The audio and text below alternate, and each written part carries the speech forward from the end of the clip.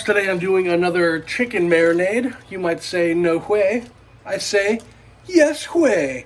I've been making a lot of cheese lately, and I need to find something to do with it. The whey, that is. I hear the acids will help break down the proteins in my chicken and make it extra tender. And later, I've left the skin on so that I can stuff it with a little bit of my homemade ricotta. Oh, welcome back. I just took my chicken thighs out of the marinade. 1, 2, 3, got those there. Got my ricotta that I continue to add to through the cheese making process. And now I'm just going to take some of that ricotta, stuff it up under the skin, and smush it around. I got the oven preheated to 400 to get chicken skin all crisped up.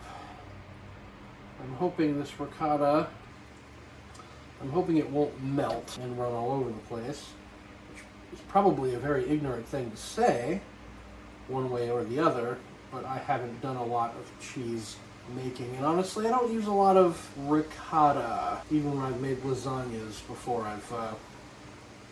I am guilty of occasionally using cottage cheese for lasagna.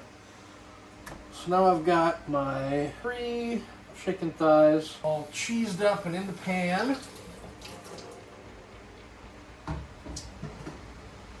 Here's the kettle I've been using for cheese making. It's more or less rinsed out.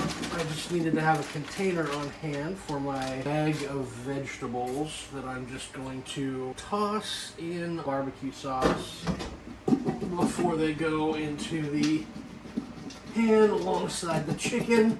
So those will come out and should take about 35 minutes. All right, it's been 30 minutes. Turn my oven off. Take my chicken out.